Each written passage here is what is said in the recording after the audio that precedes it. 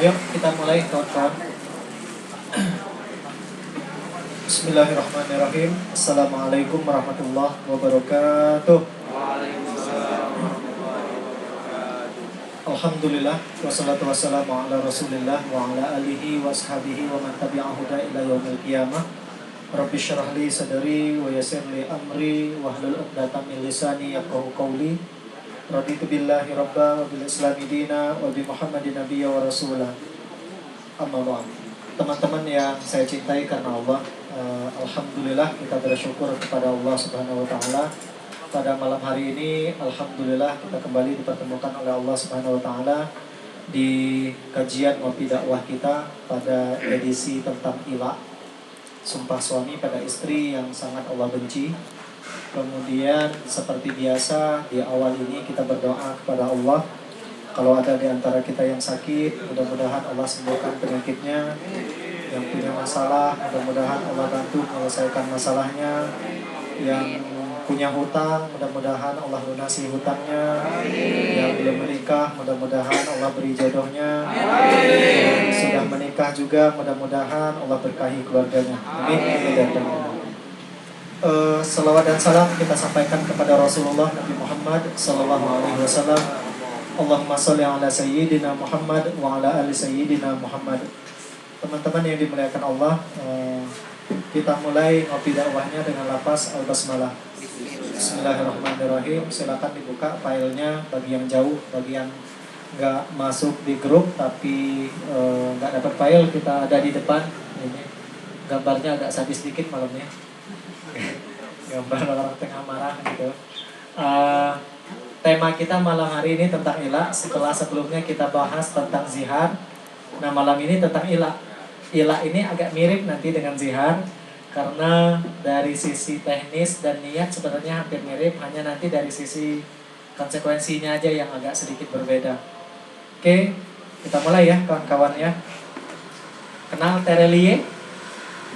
Terelie, penulis ya. Beliau pernah mengatakan apa? Cara menyakitkan menghukum orang adalah didiamkan. Ini cara yang paling. Jadi kalau kita ingin menghukum seseorang, termasuk menghukum istri kita, maka cara yang sangat menyakitkan dia itu sebenarnya adalah dengan kita diamkan. Tidak usah dipedulikan lagi. Ya. Itu sangat menyakitkan sekali. Ini sama berlaku buat siapapun sebenarnya. Kalau kita ingin nyakitin teman kita, menghukum teman kita, ya udah diamin aja dia, cuekin aja. Dia WA enggak usah diretak gitu kan, dia negur juga enggak usah dipedulikan. Nah itu. Maka bersyukurlah jika orang masih marah sama kita. Jadi kalau istri kita masih marah sama kita, suami kita pun masih marah sama seorang istri, maka sesungguhnya itu dia menghukum tidak dengan cara menyakitkan, tapi masih dengan cara penuh cinta. Ya. Ketika juga dia masih marah, masih menegur, menyindir dan lain sebagainya, maka sesungguhnya itu tidak menyakitkan. Walaupun mungkin kalau ditengok dari sisi nyaman kayak dakwah tidak nyaman, pasti tidak nyaman. Kalau orang marah, orang ngeruce, orang nyindir dan segala macam itu pasti tidak enak kita. Namun kalau orang sudah nggak peduli sama kita, maka biasanya dia udah cuek sama kita. Karena sekali kita dianggap angin lalu, kata Terelie, maka kita seperti dihapus dari muka bumi ini. Yang sudah menikah, pernah didiamin sama istri? Sering banget ya. Cemana pas kita tidak ditegur ke orang rumah. Sempit asa dunia nih. Makan tidak nyaman, tidur tidak nyenyak gitu kan. Duit banyak ya kayak ada debune. Kalau nggak ditegur sama istri kita. Apalagi kalau dipunggungin Hah? Dipunggungin. Saya aja panggil ngopi dakwah. Oleh karena itu, ketika istri kita masih cerewet sama kita, sesungguhnya dia masih sayang. Istri kita masih marah sama kita, dia masih sangat sayang sama kita. Tapi ketika dia sudah diam, tidak negur kita sama sekali, dah selesai itu, sempit dunia terasa ya. Dan itu cara yang sangat sadis menghapus kita dari muka bumi, kata Terelie. Dan orang Arab paham betul ini. Orang Arab jahiliyah dulu paham betul bagaimana cara menghukum istri mereka dengan cara yang sangat menyakitkan, yaitu didiamin istri mereka. Makanya kemarin ketika kita bahas bab zihar itu, itu termasuk cara mendiamkan istri loh. Nggak dijimai, tapi dia haramkan untuk disetubuhi. Nah kalau ila ini hampir mirip. Tidak sampai mengharamkan, hanya dia bersumpah untuk tidak menyetubuhi dan menegur istrinya. Sama, dua-duanya membuat istri tersakiti niatnya. Niat zihar dan ila itu adalah untuk mendatangkan kemudaratan, membuat istri itu tersiksa. Niatnya sama, hanya ini sangat sadis. Karena mengapa teman-teman, ketika kita menikah lalu kita ceraikan istri kita, dia tidak terlalu sakit. Ya kalau dibilang sakit pasti sakit, ya. Namun dia masih bermartabat dengan sakitnya ketika kita ceraikan. Sehingga kalau kita ceraikan dan kita tidak rujuk sama dia, dia bisa nikah sama siapapun. Dia tetap terhormat. Beda perkara kalau kita mengilak dan menzihar istri kita. Diceraikan tidak, ditegur tidak, disetubuhi tidak, diceraikan juga tidak. Status istri kita tuh sangat tersiksa. Dan orang Arab paham betul nih yang saya bilang tadi, konsep tereliye ini. Cara terbaik dan cara yang sangat menyakitkan untuk menghukum orang itu tidak usah banyak diajak ngomong, diemin aja. Orang Arab paham betul, ya. Sehingga teman-teman kita perlu membahas tentang ilah ini pada malam hari ini, ya. Dan tidak sedikit masalahnya, banyak di antara kita yang bersumpah tidak negur istrinya, tidak menjima istrinya, yang dia tidak tahu sebenarnya ada hukum yang terkait dengan hal tersebut, yaitu di bab ilah ini, ya. Apa itu ilah? Nah, ilah secara bahasa sumpah atau yamin. Yamin itu dalam bahasa Arabnya. Ya, sumpah itu bahasa kitanya. Jadi orang kalau sudah bersumpah, sudah melakukan yamin sama istrinya itu, ya itulah ilah gitu. Bersumpah, sumpah itu ilah. Ilah wahwa luatan secara bahasa masdarun ala yuli ilaan idza halafa, yaitu kalau dia bersumpah. Itulah ilah. Ilah itu pengertian kasarnya itu adalah sumpah. Wa syar'an atau pengertian secara istilah, ilah itu adalah halafa zaujun, ketika seorang suami bersumpah, yasihu tolakuhu. Nah itu salah tulis nih. Ini yasihu tokuhu. Harusnya yasihu tolakuhu, yang sah talaknya. Ya bukan tokohu, dibenerin ya. Kalau teman-teman memungkinkan untuk membenarkan di HP, dibenerin kalau yasihu talaquhu. Jadi sumpahnya seorang suami yang sah kalau dia menjatuhkan talak. Karena ada suami yang tidak sah menjatuhkan talak. Ya. Oke. Tujuannya apa? Apa isi sumpahnya? Liyamtani'u min wat'i zaujatihi. Dia bersumpah untuk tidak berjima dengan istrinya. Dia bersumpah sama sekali tidak menyetubuhi istrinya, ya. Mutlaqon, ya, sama sekali. Au fawqa arba'ati ashhur, dalam kurun waktu lebih dari 4 bulan. Saya ulangin. Ilah itu adalah sumpah suami yang sah talaknya. Berarti kalau suami yang gak sah talaknya mengilah istrinya, ilahnya gak sah. Satu. Yang kedua, tujuannya adalah untuk tidak menyetubuhi, isi sumpahnya itu tidak menyetubuhi istrinya. Kalau ilahnya misalkan hanya tidak memberi nafkah, tidak masuk ilah. Ilah tuh tujuannya itu lebih sama seperti zihar kemarin, mengharamkan atau menghalangi berjima dengan istri. Bagi seorang istri itu sangat menyakitkan. Statusnya istri tapi nggak dijima sama suami itu sangat sakit bagi seorang wanita. Walaupun ada wanita yang bertahan dengan egonya, ada. Tapi bagi istri yang normal, kalau nggak disetubuhi sama suami dalam kondisi dia butuh akan hal tersebut, itu sangat sakit banget, ya. Kemudian dalam kurun waktu berapa lama dalam Islam? Dalam Islam, waktunya sumpahnya tadi tidak menyetubuhi istri itu harus, harus lebih dari 4 bulan.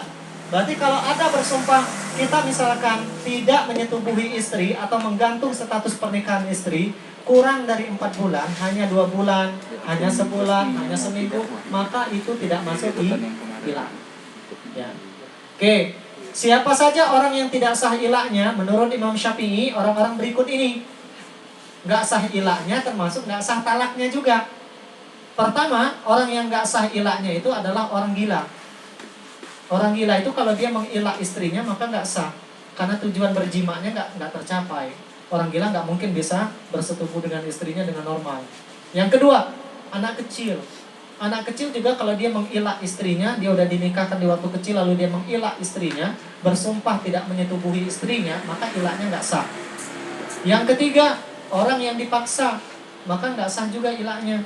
Kita misalkan dipaksa sama pelakor untuk mengilah istri kita, maka ilahnya nggak sah. Ya. Dan yang ketiga, yang keempat, orang yang impoten sama sudah dikebiri sehingga dia tidak mampu berjima dengan istrinya.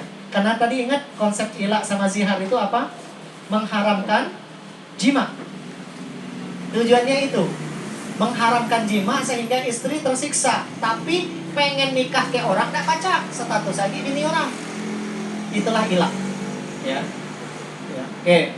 Jadi ada 4 orang ini menurut Imam Syafi'i tidak sah ilahnya. Orang gila, anak kecil, orang yang dipaksa, kemudian orang yang punya sesuatu yang menghalangi dia untuk bersetubuh dengan istrinya. Karena tujuan ilah tadi sama seperti tujuan zihar, mengharamkan atau tidak menyetubuhi istri dalam kurun waktu tertentu. Oke. Itu ilah. Oke. Ilah dan zihar pada masa Arab Jahiliyah sama, talak hukumnya. Jadi kalau pada Arab Jahiliyah itu orang sudah menzihar istrinya dan menilah istrinya, maka otomatis bagi mereka statusnya tertalak. Jatuh talak namanya talak siko, talak satu. Punya sebelumlah talak satu berarti talak dua. Tapi di dalam Islam ilah bukan talak, sama seperti zihar kemarin. Kalau kita bersumpah tidak menyetubuhi istri kita, maka itu belum tentu termasuk talak. Tergantung nanti sikon suaminya, apakah suaminya menebus sumpahnya atau tidak. Ya, oke.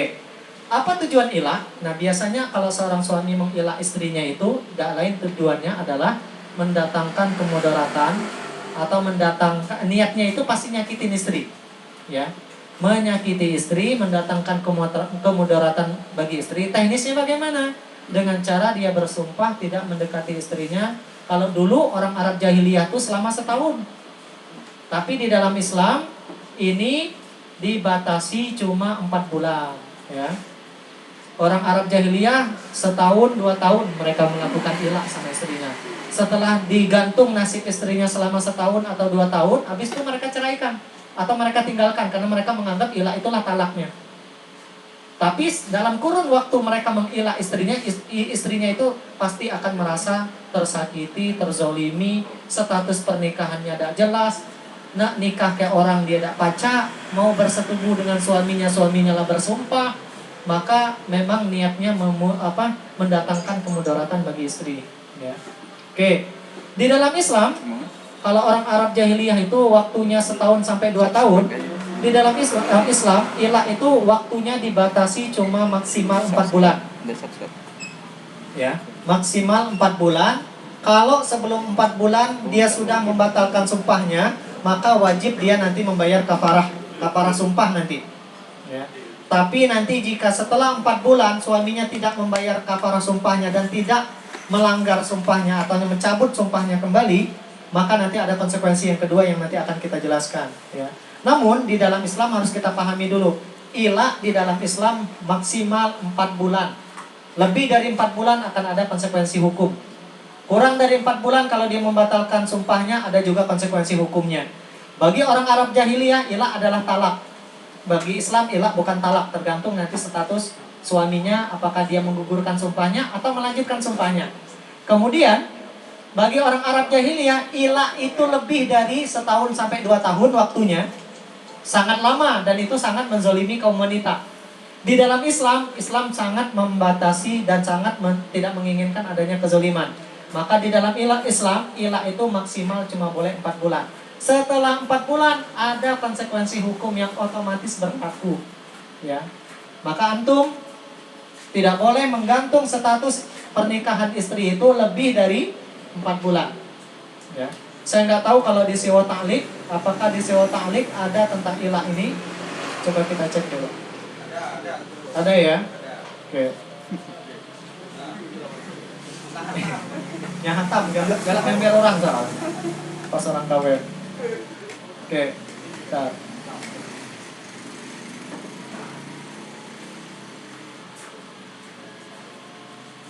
Kita cek dulu di Siwa Ta'liq.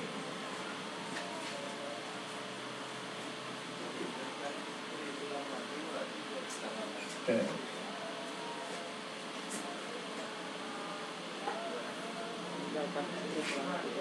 Oke, nih di sewa ta'liq kawan-kawan ada beberapa poin. Pertama, meninggalkan istri 2 tahun berturut-turut. Nah, kalau orang Arab jahiliyah tadi menggantung status pernikahannya. Dicerai kagak, dinikahi juga tidak. Di poin 1 itulah sebenarnya ilah itu. Karena mengapa 2 tahun?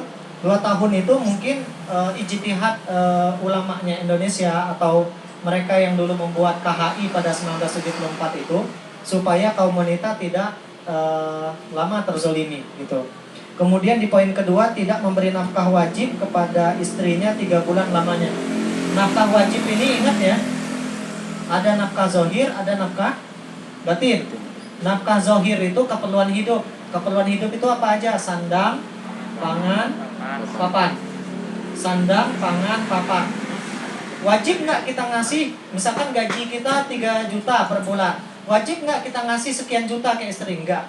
Yang wajib itu kita memenuhi sandang, pangan, papan. Jadi tidak perlu kalau bang, pokok kata istri kalau gaji abang 5 juta, kayak kok minimal 2 juta, ada pacang. Yang namanya nafkah itu ketika kita sudah memenuhi 3 unsur sandang, pangan, papan, maka gugur kewajiban kita. Dalam artian tertunaikan. Tidak perlu kita buat istri harus punya harus matokin berapa buat kita gitu. Termasuk kalau poligami juga sama.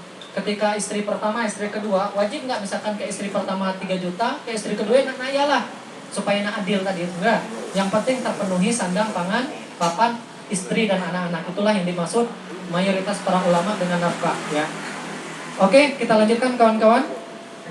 Jadi kalau di sewa ta'liq tadi 2 tahun ya meninggalkan istri, dan itu sama dengan menggantung status pernikahan istri. Kemarin saya mungkin kapan ya lupa saya, di kalau nggak bulan Oktober November, ada seorang ibu curhat sama saya, suaminya kerja di Papua, dihubungi nggak pacak-pacak nih suaminya itu, nggak bisa dihubungi, keluarganya pas ditanya juga nggak dapat kabar gitu. Si ibu bertanya ke saya, gimana Ustadz status saya nih, apakah saya menggugat cerai atau gimana? Ya saya bilang tunggu sampai 4 bulan dulu Bu. Kalau sampai 4 bulan tidak dikabar juga, maka silakan ibu datang ke pengadilan agama meminta fatwa terkait dengan itu. Atau bisa juga kalau ibu mau ngikuti sewa ta'liq, nunggunya berapa lama? 2 tahun. Kalau ibu pengen punya kesabaran lebih, atau ibu merasa suami ibu mungkin kalau 4 bulan kayak ya wajar, dia masih dalam kondisi bekerja, ya mungkin dia nggak mau diganggu. Tapi kalau lah 2 tahun juga masih menggantung, ya udah ibu gunakan hak ibu di sewa ta'liq, ibu mengajukan gugat hul'i namanya kalau di pengadilan agama itu, gugat cerai ya. Oke, kita lanjutkan kawan-kawan. Ilah dengan tujuan menganiaya dan menyakiti istri di dalam Islam haram hukumnya. Berarti kalau suami bersumpah tidak menyetubuhi istrinya dalam kurun waktu 4 bulan, berarti suami melakukan dosa. Haram itu kan definisinya dikerjakan dapat dosa, ditinggalkan dapat pahala. Tapi ya, mengapa haram hukumnya? Karena tujuan ilah itu mengharamkan sesuatu yang Allah wajibkan. Menafkahi istri, menyetubuhi istri itu wajib hukumnya. Ya. Oke. Jadi bukan sunnah malam Jumat nih. Itu wajib hukumnya. Kalau Eka nganggap malam Jumat itu sunnah, salah. Wajib. Ya. Tapi kalau istri lagi haid, haram puli. Ya, karena tidak ada alasan bagi kita menyetubuhi istri dalam kondisi haid. Rasulullah pernah bersabda, "Man ataha idon," barang siapa yang mendatangi istrinya dalam kondisi haid. Mendatangi ini bukan datang bayo. Yang lah nikah pasti tahu, kecuali wali yang paham kan. Mendatangi istri dalam kondisi haid, awim ro'atan piduburiha. Mohon maaf, anal itu nggak boleh dalam Islam. Tahu anal? Ya, mendatangi istri bukan dari kubul, tapi dari dubur. Bukan dari pintu depan, lewat pintu belakang. Itu tidak boleh. Saya ulangin. Man ataha idon, barang siapa mendatangi istrinya dalam kondisi haid, awim ro'atan piduburiha, atau mendatangi istrinya lewat pintu belakang, faqad kafara bima unzila ala Muhammad. Dia telah kufur dengan apa yang diturunkan kepada Nabi Muhammad. Karena nggak boleh. mendatangi istri dari depan dalam kondisi haid itu darah penyakit. Kalau antum bersetubuh dengan istri dalam kondisi haid, khawatirnya sperma antum bercampur dengan darah yang bisa menyebabkan anak cacat. Mendatangi istri lewat belakang karena memang tidak sesuai jalur. Iya, salah alamat, itu pun tidak boleh. Ya, makanya di dalam Islam itu tidak dibenarkan. Ya, oke. Jadi ilah sama dengan zihar, hukumnya haram. Ya, bedanya kalau zihar itu dosanya dosa besar, kalau ilah ini dosa biasa. Dalam artian tidak masuk level dosa besar, walaupun tetap berdosa hukum, ya, tetap tidak dibenarkan. Bagi mazhab Hanafi, hukum ilah bukan haram, tapi makruh tahrim. Udah tahu ya kemarin makruh yang mendekati haram. Karena mazhab Hanafi hukum itu bukan 5 tapi 7 bagi mazhab Hanafi. Ada fardu, ada wajib, ada sunnah, ada haram, ada makruh tahrim, ada makruh tanzih, ada mubah. Ada 7 hukum menurut mazhab Hanafi. Menurut jumhur hukum itu ada 5. Wajib, sunnah, haram, makruh, mubah. Selesai. Jadi bid'ah tidak ada sekali lagi. Bid'ah bukan hukum, dia sifat dari suatu perbuatan. Kalau ada orang ngomong nih hukumnya bid'ah nih wari, bid'ah nih kan wari, berarti dia nggak paham hukum. Hukum nggak ada namanya bid'ah. Menurut mazhab Hanafi hukum 7, menurut jumhur hukum 5. Kalau ada yang bilang hukum bid'ah itu hukum, berarti tidak paham hukum dia. Ya. Ngomong hukum tapi tidak paham hukum, bahaya. Sama orang kayak kami LC ngomong tentang undang-undang Indonesia, sama kayak bebula. Ya, jangan dipercaya kecuali memang laba C gitu kan. Oke, kita lanjut. Ini dalil tentang ilah. Jadi kalau ada orang nanya, apa dalil ilah itu haram hukumnya? Ya. Al-Baqarah 226. Allah berfirman, "Lilladzina yu'luna min nisa'ihim", bagi mereka yang mengilah istri mereka, tarabbusu arba'ati ashhur. Maka istrinya itu, diberi waktu mereka selama 4 bulan membatalkan sumpahnya atau melanjutkan sumpahnya. Dua-duanya ada konsekuensinya nanti. Kalau kita bersumpah tidak menyetubuhi istri kita selama 4 bulan, Allah tengok tuh, apakah kita batalkan sumpahnya atau kita lanjutkan sumpahnya. Kita batalkan sumpahnya ada konsekuensi hukum, kita lanjutkan sumpahnya juga ada konsekuensi hukum. Dua-duanya ada konsekuensi hukum. Jadi kalau kesel sama istri, jangan main sumpah. Ya, jangan juga menggantung status pernikahan istri. Kesel sama istri, selesaikan. Mendak mampu, cerai dia. Ya. Gitu aja, selesai. Jadi tidak usah main ancam, tidak usah main sumpah, tidak usah pakai zihar, tidak usah pakai ilah. Itu cara yang gak gentleman, cara orang Arab jahiliyah dulu. Ya. Fa in fa'u, kalau mereka kembali kepada istrinya, artinya membatalkan sumpahnya, fa innallaha wafurur rahim. Artinya bisa kita membatalkan sumpah, sama seperti zihar kemarin, kita bisa membatalkan hukum zihar. Beda dengan talak. Talak sekali terucap, tidak pacak lagi kita tarik, nyesel tidak nyesel, ada niat, dua-duanya juga pasti akan jatuh, ya. Nyesel tidak nyesel, ada niat, kalau sudah dia mentalak istrinya, udah selesai. Hitungannya 1 kalau 1, kalau sebelum melah 1 berarti 2, sebelum melah 2 jadi Cina putih. Harus nikah dulu istri kita dengan orang lain. Ya. Oke. Apakah Rasulullah pernah mengilah istrinya? Siti Aisyah radhiyallahu anha dalam hadis yang diriwayatkan oleh Imam At-Tirmidzi, beliau pernah berkata, an Aisyah radhiyallahu anha qalat, Siti Aisyah telah berkata, ala Rasulullah sallallahu alaihi wasallam min nisaihi. Rasulullah sallallahu alaihi wasallam telah bersumpah ilah di antara istrinya dan mengharamkan berkumpul dengan para istrinya. Kan konsekuensi ilah tadi itu tadi. Tidak boleh kita berkumpul dengan istri kita, berjima tidak boleh, mendekati mereka pun bahkan tidak boleh kita. Ya. Lalu beliau menghalalkan apa yang telah beliau haramkan sendiri terhadap dirinya tadi karena ilah tadi, dan membayar kafarat bagi yang bersumpah. Ya. Jadi Rasulullah sendiri pernah mengilah istrinya. Ya. Dulu kalau saya nggak salah ketika kita bahas bab talak, saya pernah menyampaikan bagaimana manajemen konflik rumah tangga.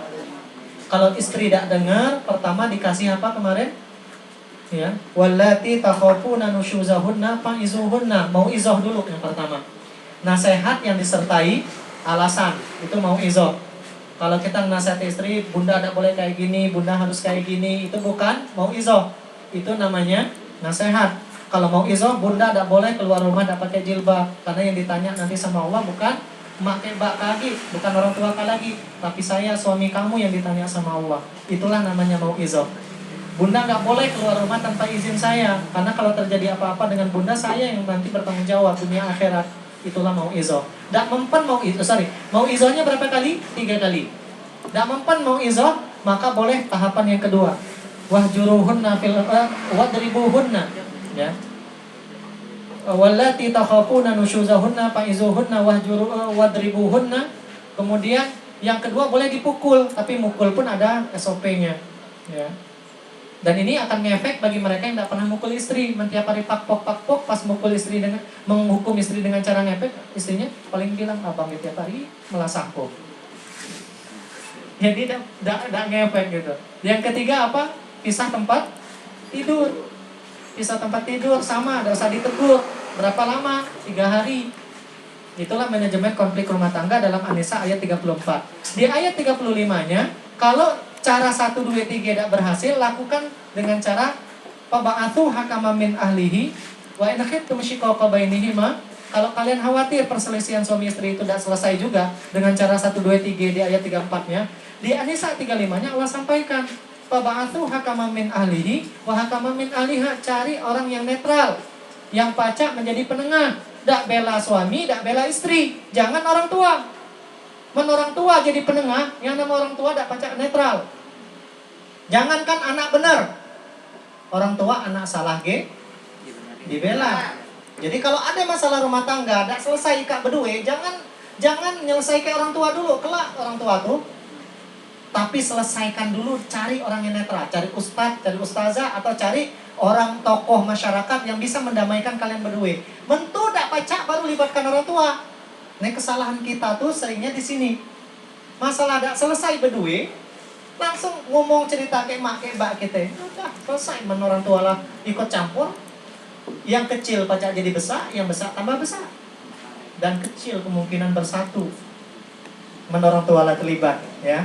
Maka saran saya, kalau kita ada di antara kita yang punya masalah, tidak mampu diselesaikan dengan An-Nisa 34 tadi, mau'izah 3 kali tidak mempan, dipukul juga tidak mempan, pisah tempat tidur 3 hari juga tidak mempan, maka cari orang yang netral yang bisa mendamaikan mereka. Makanya nanti kalau digugat ke pengadilan, biasanya sebelum pemeriksaan perkara ada proses mediasi. Di proses mediasi, biasanya orang tua tidak boleh ikut campur. Karena orang tua tidak mungkin netral. Yang boleh masuk mediasi oleh hakim mediator itu biasanya adalah orang yang bisa mendamaikan dua orang ini. Karena dia posisinya harus benar-benar di tengah. Entah siapa yang salah, dia harus tetap tidak boleh bela salah satu pihak. Itu ya kawan-kawannya. Jadi Rasulullah pernah mengilah istrinya, lalu beliau mengharamkan berkumpul dengan istrinya. Habis itu beliau halalkan apa yang telah beliau haramkan pada dirinya sendiri, yaitu bersumpah tadi, dengan cara beliau membayar kafarah. Oke. Bagaimana lafaz ilah? Ilah itu memiliki 2 lafaz seperti talak. Ada lafaznya sangat sorry, terang-terangan. Ada dia menggunakan bahasa kiasan atau yang sering disebut dengan kinayah. Apa lafaz terang-terangannya? Seperti suami mengatakan bersumpah begini, demi Allah, aku tidak akan menyetubuhi kamu. Aku tidak akan berjima dengan kamu. Ya. Atau dengan bahasa yang mirip dengan tulak. Apalagi misalnya, mohon maaf, kalau zaman sekarang kan jarang ngomong bersetubuh, ML misalkan. Bukan apa? Master Legend apa? Game itu? Mobile Legend, bukan. Nah, itu kan kalau orang ngomong ML itu kan tergantung dia mendefinisikannya apa. Tuh, kayak gitu. Kalau maknanya adalah jima, maka sama. Itu udah masuk ilah. Kita atau misalkan suami bersumpah, demi Allah, aku tidak akan ML kayak kak. Walaupun sebelumnya hobi main Mobile Legend tadi ya, tapi tetap gitu. Kalau suami lah ngomong kayak gitu, hati-hati. Yang kedua, contoh lafaz sorry itu ketika suami mengatakan, demi Allah, aku tidak akan menggaulimu. Menggauli istri itu sama maknanya pasti ke arah jima. Demi Allah, aku tidak akan mandi junub darimu. Itu sama juga, sangat jelas sekali. Karena kita mandi junub itu karena berjima dengan istri kita. Yang keempat, ketika suami mengatakan dengan lebih detail lagi, demi Allah, aku tidak akan mendekatimu selama 4 bulan karena dia belajar masalah ilah misalkan.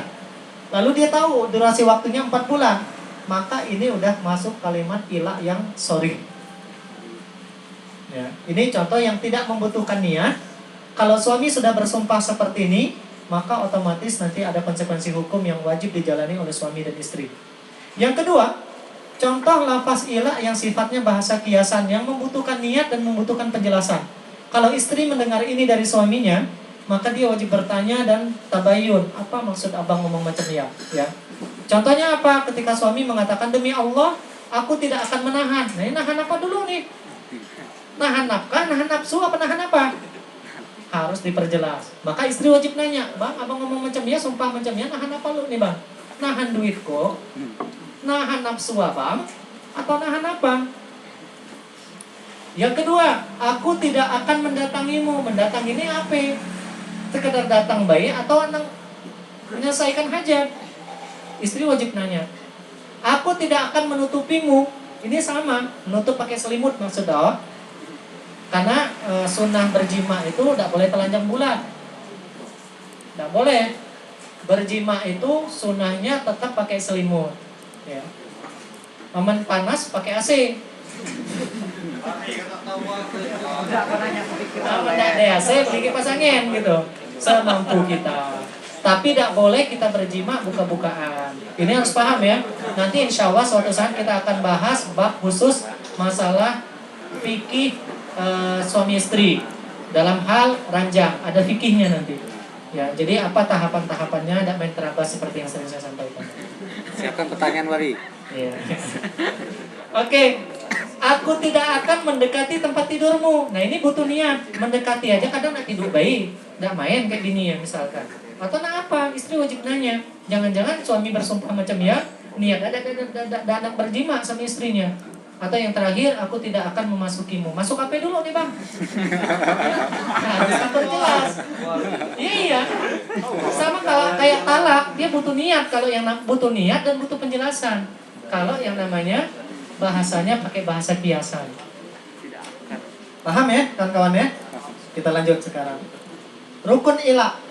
Ingat ya, konsekuensi rukun itu apa? Satu aja tidak terpenuhi, batal tuh perbuatannya. Sholat kurang rukun, sah tak sholat? Tidak sah. Ilah kurang rukun, tidak sah ilah. Berarti rukun ilah itu wajib terpenuhi 4 hal ini. Rukun ilah ada 4. Yang pertama al-halif, suami yang bersumpah. Harus ada suaminya yang bersumpah. Halif itu orang yang bersumpah. Yang kedua al-mahluk bihi, sarana yang dia jadikan untuk bersumpah. Apa sumpahnya itu? Atas nama apa sumpahnya? Al-mahluk bihi namanya.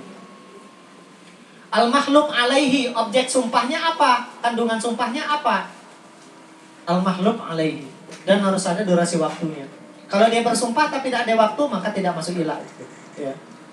Oke, kita bahas siko-siko. Yang pertama, suami yang bersumpah, yang pertama harus suami yang sah talaknya tadi. Makanya tadi Imam Syafi'i mengatakan orang gila tidak sah, anak kecil tidak sah. Kemudian apalagi tadi yang tidak sah, orang yang impoten tidak sah, ya. Harus orang yang bisa berjima dengan istrinya. Yang kedua akil, berakal. Orang gila tidak bisa, orang mabok tidak baca, orang ngigau juga tidak bisa ilahnya, tidak sah. Mampu berjima, kalau suaminya memang impoten atau mohon maaf kalau bahasa hadisnya kabur batif tauk. Pernah nengok sejadah? Rumbai-rumbai sejadah pernah nengok? Nah kalau burung orang laki kayak rumbai-rumbai sejadah, maka ilah ada sah. Itulah yang disebutkan oleh hadis khubbatut taub, pinggiran pakaian. Aneh. Maka banyak-banyak minum telur putih Wari. Cek dulu. Atau ayam kampung. Dicek dulu Wari. Iya. Tempe ke madu. Sama madu.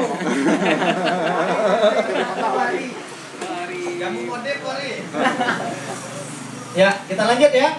Kemudian tidak sah juga ilah kepada istri yang tak pacak berjima. Istri misalkan punya penyakit kusta apa kista? Kista. Punya penyakit kista. Atau istri mohon maaf kemaluannya tertutup oleh daging. Itu pun tidak bisa. Istri yang kemaluannya tertutup oleh tulang. Karena tujuan ilah tadi apa? mengharamkan terjadinya jima. Ya kalau yang kita mau bersumpah tapi orang yang kita sumpahi juga tak pacak berjima kayak kita, ya bahasa Al-Jaldi nggak apa-apa. Ya sama dengan bohong itu. Ini syarat dari al-halif. Yang kedua, al-mahluk bihi, objek yang dijadikan sumpahnya. Sarana yang dijadikan bersumpahnya apa? Atas nama apa sumpahnya? Sumpahnya harus atas nama Allah. Karena kita tidak boleh bersumpah atas nama makhluk. Kalau kita bersumpah otomatis harus bersumpah atas nama Allah. Ya. Sifat-sifat Allah juga bisa. Demi Ar-Rahman, demi Ar-Rahim, demi Ar-Razak, misalkan kita bersumpah, maka itu udah masuk sumpah. Atau kalau bahasa Nabi itu, demi Tuhan yang nyawaku ada di tangannya, walladzi nafsi biyadihi, itu sumpah juga. Rasulullah paling sering bersumpah dengan itu. Demi Tuhan yang nyawaku ada di tangannya. Itu kayak hadis tentang istri yang melarang nggak mau berjima sama suaminya. Demi Tuhan yang nyawaku ada di tangannya, kata Rasulullah, barang siapa yang mendatangi istrinya lalu istrinya menolak dan dia nggak punya uzur untuk menolak, maka sepanjang malam dilaknat oleh Allah Subhanahu wa taala istri tadi. Sampai kapan? Ada yang dalam riwayat yang lain ada yang sampai pagi, ada yang sampai suaminya ridho. Jadi tidak boleh istri menolak ajakan suami untuk bersetubuh. Kecuali dia tengah lugut, kita maksa, kita pulih yang berdusi. Tidak tahu kondisi istri, maka ini pun nggak boleh. Jadi yang istrinya tengah sakit malam ini berdoa apa yang minta sembuh pulang dulu nih. Kalau nggak bisa, ya. Oke. Kemudian setiap sumpah yang dilazimkan darinya, yang lahir dari sumpah tadi, dia bakal mentalak istrinya, menazar istrinya, berpuasa, sholat juga sama dengan haji. Contoh gini, suami misalkan ngomong, saya bersumpah kalau saya berjima dengan kamu maka saya akan haji ke Mekah. Maka itu udah masuk ilah. Saya bersumpah kalau saya bersetubuh dengan kamu dalam waktu 4 bulan, saya harus ngasih makan orang sekampung nih. Dia ngomong macam ya, itu ilah dan wajib ditunaikan. Kalau dia batalkan sumpahnya, dia wajib bayar kafara sumpah. Tapi kalau dia melanjutkan sumpahnya, ada konsekuensi hukumnya. Itu pun walaupun tidak atas nama Allah, itu udah kena tuh sumpahnya, udah masuk kategori ilah. Maka sumpah yang benar itu dimulai dengan wallahi, billahi, tallahi. Karena harful qasam kalau kita belajar bahasa Arab itu huruf sumpah itu ada 3, waw, ba, sama ta. Billahi, wallahi, tallahi, itu sumpah. Artinya kalau kita terjemahkan demi Allah semua artinya, demi Allah. Billahi, tallahi, wallahi. Ya. Oke. Sekarang apa kandungan sumpahnya? Kandungan sumpahnya adalah mengharamkan terjadinya jima. Kalau sumpahnya tidak ngasih nafkah, itu tidak masuk ilah. Misalkan suami ngomong, saya bersumpah, saya nggak akan ngasih kamu duit belanja misalkan selama 4 bulan, maka itu tidak masuk. Karena tadi tujuan ilah itu mengharamkan jima. Ya, clear dulu di sini. Kemudian semua lapas yang mengandung makna jima, baik sharih maupun kinayah yang tadi sudah kita bahas. Kemudian Abdullah bin Abbas beliau pernah mengatakan semua sumpah yang mengharamkan jima, walaupun tidak ada nyebut demi Allah, kalau niatnya mengharamkan jima, itulah ilah, kata Ibnu Abbas. Ya. Oke, yang terakhir, berapa lama waktunya? Waktunya harus lebih dari 4 bulan. Kalau kurang dari 4 bulan, hanya 3 bulan tidak mau menyetubuhi istri, itu tidak masuk ilah. 4 bulan pun tidak masuk ilah, harus lebih dari ya, minimal lebih sehari. Ya, 4 bulan sehari misalkan kayak gitu. Ini rukun ilah kawan-kawan. Jadi rukun ilah ada 4. Ada al-halif, orang yang bersumpah dengan syarat-syaratnya. Ada mahluk bihi, sarana yang kita jadikan sumpah. Ada al-mahluk alaihi, objek kandungan sumpahnya apa. Dan yang ketiga durasi waktunya harus lebih 4 bulan. Kurang dari 4 bulan tidak pacak. Oke. Apa syarat ilah? Mazhab Hanafi mensyaratkan ilah itu ada 5. Ya. Pertama, perempuan yang diilah masih istri yang sah, termasuk istri yang masih menjalani masa iddah. Karena istri yang menjalani masa iddah statusnya masih istri kita, tidak boleh nikah ke orang. Kita bisa rujuk sama dia kapanpun kecuali gugat cerai. Khulu, istri menggugat cerai, maka kita nggak bisa rujuk. Rujuknya baru bisa setelah habis masa iddah dengan cara akad baru. Ya. Tapi kalau kita menceraikan istri kita lalu kita tambah dengan ilah, maka ilahnya tetap sah. Ya. 1. Yang kedua, suami mampu menjatuhkan talak, termasuk talaknya ahlu zimmah menurut mazhab Hanafi. Ahlu zimmah itu siapa? Orang non-muslim yang berdiam diri di negara muslim, membayar pajak, itulah ahlu zimmah. Tidak boleh kita sakiti, ya. Oke. Kalau suaminya tidak mampu menjatuhkan talak tadi, kayak anak kecil, orang gila, atau suaminya yang punya penyakit yang menghalangi dia berjima, maka tidak sah ilahnya.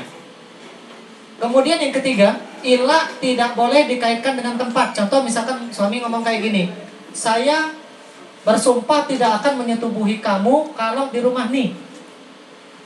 Maka ilah yang macamnya ada pacak, karena di rumah mertua tetap bersetubuh, ya itu kan pasti pacak, karena sumpahnya cuma di rumah dia yang dia ada anak. Tidak boleh dikaitkan dengan tempat. Ya. Ilah tidak sah juga jika digabungkan dengan wanita lain. Harus spesifik. Walaupun dia punya banyak istri, harus jelas nih istri yang mana yang ada di ilahnya. Kalau dia misalkan ngomong, saya mengilah kamu dengan beberapa wanita misalkan, maka tidak baca. Harus spesifik, sebutin dulu sampai orangnya. Kalau dia sifatnya umum nggak bisa. Dan yang terakhir, ilahnya itu meninggalkan persetubuhan dan wajib bayar kafarah. Artinya apa? Kalau dia mencabut, menggagalkan sumpahnya, melanggar sumpahnya, ya dia harus bayar kafarah. Ini syarat ilah.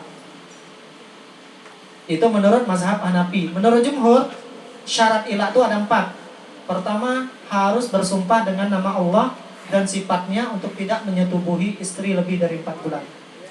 Tapi menurut Ibnu Abbas tadi, setiap sumpah yang menghalangi jima itu ilah. Ini ikhtilaf memang, tapi nggak apa-apa. Yang kedua, sumpahnya harus lebih dari 4 bulan. Kurang dari 4 bulan tidak masuk ilah. Yang ketiga, ingat ya, syarat dan rukun itu mempengaruhi sah keadaan suatu ibadah. Salat, rukun salat apa? Ada banyak kan? Takbiratul ihram, al-fatihah. Syaratnya apa? Wajib berwudu, menghadap kiblat. Dua-duanya mempengaruhi sah dan tidaknya salat tadi, rukun dan syarat itu. Ilah pun sama. Syarat ilah ini mempengaruhi sah keadaan ilah. Rukun yang 4 tadi juga mempengaruhi sah keadaan ilah. Oke. Yang keberapa? 3. Sumpahnya tidak bersetubuh di bagian kemaluan istri. Kalau misalkan saya bersumpah tidak akan menyetubuhi kamu di dubur kamu yang tadi saya sampaikan, itu tidak sah ilahnya. Karena yang namanya jima pasti lewat pintu depan, tidak boleh lewat pintu belakang. Objek sumpahnya harus istrinya, jangan istri orang. Tidak boleh. Atau istri yang sudah dia talak, tidak sah, karena statusnya bukan istri dia lagi. Kalau yang lagi bujang nggak boleh karena kalau yang lagi bujang gagal dari ilah. Iya, gitu. Oke, kita lanjut ya. Apa hukum ilah? Artinya hukuman bagi pelaku ilah maksudnya. Apa hukuman bagi pelaku ilah? Hukuman bagi pelaku ilah itu ada dunia akhirat. Di dunia dia dapat hukuman, di akhirat dia dapat hukuman. Pelaku ilah ini. Zihar kemarin juga sama, dunia akhirat hukumannya. Ya. Oke. Hukuman ilah di akhirat apa? Pertama, suami berdosa kalau dia tidak menebus dosanya, tidak menebus sumpahnya sampai 4 bulan, tidak ditebus setelah lewat 4 bulan, dialah bersumpah, tidak ditebus, maka suami tersebut berdosa. Dan itu nanti kalau kita bawa dosa ke akhirat pasti ada dampaknya, peluang kita masuk neraka semakin besar. Makanya di bab ghibah kemarin kita lah bahas, jangan sampai kita menggunjing saudara kita. Kalau kita menggunjing saudara kita, pahala kita untuk dia. Kalau kita punya pahala, dan kita nggak punya pahala, dosa orang yang kita gunjing pindah ke kita. Karena dosa dan pahala tadi sangat mempengaruhi kedudukan kita nanti di akhirat. Banyak dosa, mizan keburukan kita yang berat. Banyak pahala, mizan kebaikan kita yang berat. Makanya Allah mengatakan dalam Quran surah Al-Qari'ah, fa amma man khaffat mawazinuh fahuwa fi isyatir radiyah. Faman taqulat mawazinuh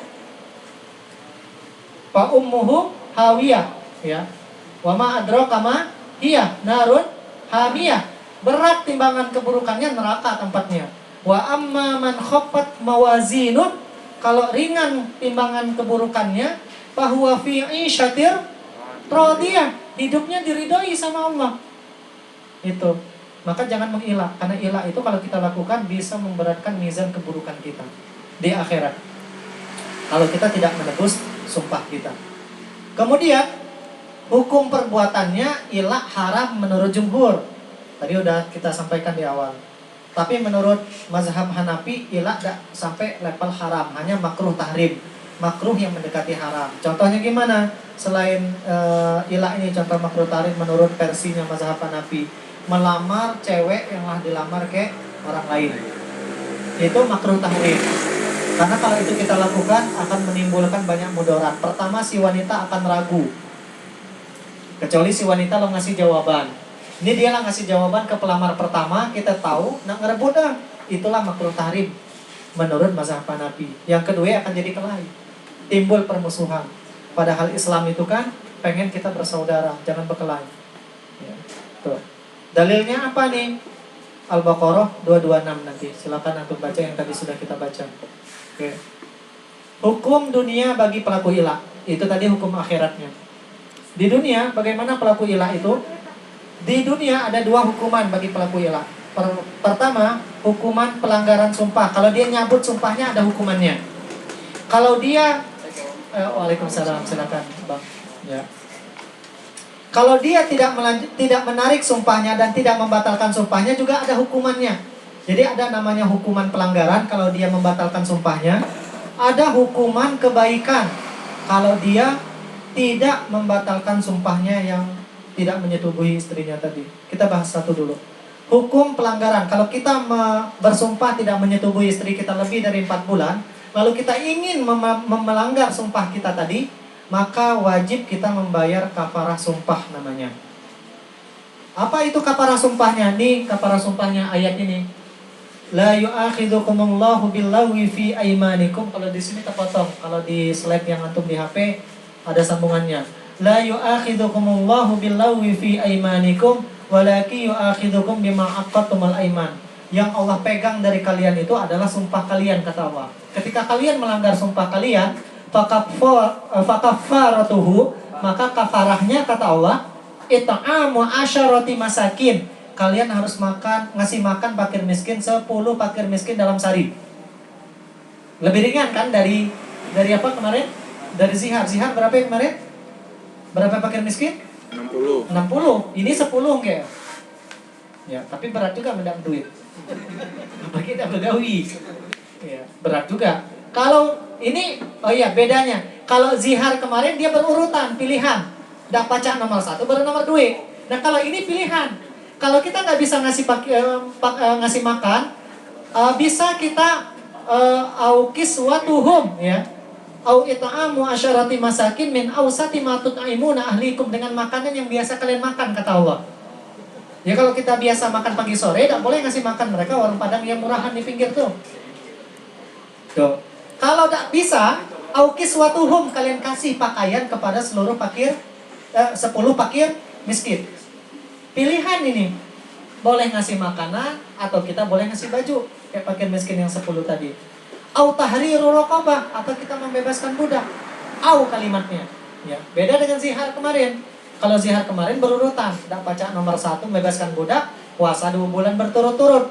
Tidak mampu puasa 2 bulan berturut-turut, baru kita ngasih makan 60 fakir miskin.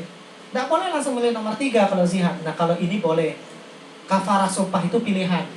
Memberi 10 fakir miskin makan dalam sehari, atau memberi pakaian kepada mereka. 10 fakir miskin tadi beli baju baru, tapi tidak boleh baju BJ juga, baju bekas maksudnya. Tidak boleh, harus baju baru. Dan yang ketiga, membebaskan budak. Kemudian kata Allah, kalau 3 pilihan ini kalian sudah milih juga tidak mampu, paman lam yajid fasiyam salasati ayyam, saking miskin, puasa 10 hari tidak baca. Kemudian apa lagi? Bukan puasa 10 hari. Ngasih makan 10 fakir miskin tidak baca. Ini kan ekonomi ini. Ngasih baju kayak mereka juga tidak baca. Bebasin budak juga nggak bisa. Ini kaitannya 3 hal ini masalah uang semua. Kalau kita yang bersumpah tuh orang miskin, maka kata Allah, paman lam yajid fasiyam salasati ayyam, cukup 3 hari puasanya. 3 harinya juga berturut-turut. Kalau zihar kemarin berapa hari? 2 bulan berturut-turut, 60 hari lah kurang lebih berturut-turut. Batal ulang lagi. Nah kalau ini cuma 3 hari, lebih ringan memang ilah daripada zihar. Oke, ini kalau kita bersumpah tidak menyetubuhi istri selama lebih dari 4 bulan, lalu kita mencabut sumpahnya karena kita pengen berjima dengan istri kita, maka wajib bagi kita melakukan pertama, memberi makan 10 fakir miskin dalam 1 hari, atau ngasih pakaian ke mereka, atau membebaskan budak. 1, 2, 3 ini ekonomi semua, masalah duit semua. Kalau kita kebetulan orang miskin, maka boleh ada pilihan yang ketiga. Kalau tidak mampu, maka wajib bagi kita puasa 3 bulan berturut-turut. Kalau kita melanggar sumpah kita. 3 hari. Iya, 3 hari. Berarti wari makan. Ya, 3 hari ya. 3 hari puasa berturut-turut, bukan 3 bulan. Ini sumpah apapun ya, kawan-kawan sama. Jika bersumpah misalkan, kalau misalkan kalau negur kau wajib macam ni, hati-hati. Kalau antum melanggar sumpahnya juga sama, harus bayar kafarah sumpah. Kalau tidak antum berdosa. Sumpah dalam segala masalah ini. Bukan istri baik. Bukan hanya kayak bini baik, kayak bini orangnya sama, wadi. Kan bersumpah kayak bini orang misalkan dan negur kena berkelahi di kantor sama. Ya, sama kasusnya. Bersumpah dengan teman, bersumpah dengan orang tua, bersumpah dengan siapapun. Kalau antum melanggar sumpahnya, maka kafarah sumpah ini wajib antum tunaikan. Kalau tidak antum berdosa. Oke, yang kedua, gimana kalau kita bersumpah 4 bulan tidak menyetubuhi istri lebih dari 4 bulan tadi, kita tidak melanggar sumpah kita, maka ada konsekuensi yang kedua. Selama bersumpah tidak boleh bersetubuh dan mendekati istri yang pertama. 4 bulan tadi tidak nak menyambut sumpahnya, udah berarti tidak boleh berjima. Karena memang isi sumpah tadi kan memang tidak berjima. Berarti jangan langgar sumpah, jangan berjima sama istri. Itu konsekuensi hukum kebaikan yang pertama. Yang kedua, jika setelah 4 bulan juga tidak nyambut juga sumpahnya, tidak melanggar juga sumpahnya, maka otomatis jatuh talak raj'i menurut jumhur. Talak jatuh, talak 1. Ditanya tidak ditanya suaminya, tetap jatuh. Contohnya gini, saya misalkan bersumpah sama istri saya, demi Allah saya tidak akan menyetubuhi kamu lebih dari 4 bulan. Setelah 4 bulan, maka istri tidak perlu ngomong, tidak perlu nanya lagi. Kalau saya tidak membatalkan sumpah saya, maka otomatis jatuh talak 1 kalau lah 1. Nah, talaknya talak raj'i apa talak bain? Kalau jumhur menganggap itu talak raj'i, saya bisa rujuk kapanpun. Setelah saya nggak mencabut sumpah saya, otomatis jatuh talak 1 karena saya menggantung status pernikahan istri, maka pada saat itu jatuh talak raj'i. Kalau kita sebelum talak 1 berarti itu talak 2. Begitu seterusnya. Kalau sebelumnya sudah 2, dengan kita mengilah istri kita tidak nyabut sumpah kita sebelum 4 bulan, maka itu jatuh talak 3. Cina bute berarti. Nah, Cina bute boleh. Tapi menurut mazhab Hanafi, talaknya bukan talak raj'i. Setelah 4 bulan kita nggak nyabut sumpah kita tidak menyetubuhi istri, maka otomatis kata mazhab Hanafi jatuh talak bain sughra. Konsekuensinya apa? Rujuknya baru boleh setelah masa iddah istri habis dan harus mulai akad baru. Ya, oke, silakan Bapak. Beda dengan talak raj'i. Kalau talak raj'i kita bisa rujuk kapanpun. Dalam masa iddah pacak rujuk, habis masa iddah bisa rujuk. Rujuk sebelum habis masa iddah tinggal ngomong baik. Atau menurut para ulama cukup berjima dengan istri itu udah rujuk. Ini rujuk yang paling nyaman dan paling mudah. Kalau istri menolak ajakan berjima, berarti tidak jadi rujuk lah. Tapi kalau dia melayani kita saat kita menjatuhkan talak sama dia dalam masa iddah, kita berjima, dia nggak nolak, itu udah rujuk. Logikanya orang bini kalau tidak kayak kita tidak mungkin melayani kita. Mendana rujuk ke kita. Kalau dia mau melayani kita saat masa iddah berarti pengen rujuk dia. Ya. Kalau talak bain sughra, rujuknya baru boleh setelah habis masa iddah. Maka kemarin di hulu kita bahas nih. Kalau istri menggugat cerai suaminya, saya ulangi nih, karena kesalahan kita banyak di sini. Istri menggugat cerai suaminya, ingat haram hukumnya rujuk pada masa iddah. Selesaikan dulu masa iddahnya. Jadi orang bini tak boleh macam-macam sebenarnya. Kalau dia sampai menggugat suaminya, maka rujuknya baru bisa setelah habis masa iddah. Kalau haid lagi normal, berarti masa iddahnya 3 kali haid. Kalau dia tidak pernah haid atau haidnya lah putus menopause, maka masa iddahnya 3 bulan. Kalau dia dalam kondisi hamil, masa iddahnya berapa? Sampai melahirkan. Baru setelah itu harus mulai akad baru lagi. Tidak baca rujuknya cuma langsung ngomong baik, misalkan bunda yuk kita rujuk, tidak mulai akad baru, tidak boleh. Harus akad baru kayak persis kita awal nikah dulu. Harus ada wali dia, ijab kabul lagi kita. Harus ada 2 orang saksi. Harus ada mahar kita berikan lagi sama istri kita. Antum nggak boleh rujuk sama istri dalam masa iddah kalau istri yang menggugat cerai. Kalau kita yang menceraikan istri, kapanpun kita bisa rujuk. Bedanya di situ kan kawan. Mahum, udah kita bahas kemarin di bab khulu. Mungkin ada yang belum datang, tapi ada semua nanti di bab khulu. Oke. Kemudian ini pendapat siapa yang tadi mengatakan talaknya talak bain sugro? Pendapat sebagian para sahabat, Utsman bin Affan, Ali bin Abi Thalib, Abdullah bin Mas'ud, Abdullah bin Abbas, Abdullah bin Umar, dan Zaid bin Thabit. Ini yang disampaikan oleh Ustadz Wahbah Zuhaili dalam kitabnya Fiqhul Islam wa Adillatuhu. Ya. Tapi kalau antum misalkan udah kan jumhur mayoritas, ya udah talaknya talak raj'i, jangan talak bain, boleh. Setelah 4 bulan antum tidak melanggar sumpah antum, berarti setelah 4 bulan jatuh talak 1, habis itu antum pengen merujuk kapanpun silakan. Oke. Konsekuensi ilah yang tadi sudah saya sampaikan. Kalau dia membatalkan sumpahnya sebelum 4 bulan, maka wajib bayar kafarah tadi. Kafarah tadi harus diingat ya, kafarah sumpah tadi ngasih makan fakir miskin 10 orang sehari. Yang kedua, atau boleh pilihan berarti kalau atau memberi pakaian kepada 10 fakir miskin atau membebaskan budak. Ini 1 2 3 ini duit gele nih mainan. Kalau tidak ada berduit, boleh pilihan yang kedua, puasa 3 hari berturut-turut. Pacak langit 3 hari insyaallah. Jangan sampai 60 hari yang kemarin tuh. 60 hari itu kurus badan gede. Ya, puasanya itu kira-kira membahayakan nggak? Kalau sakit mahnya lagi pacak ditahan, tapi mennya puasa sakit mahnya atau pacak muatnya mati, maka puasa tidak boleh. Kayak gitu boleh. Menggak bagi pacak nahan dikit-dikit sakit mah. Tidak masalah. Hah?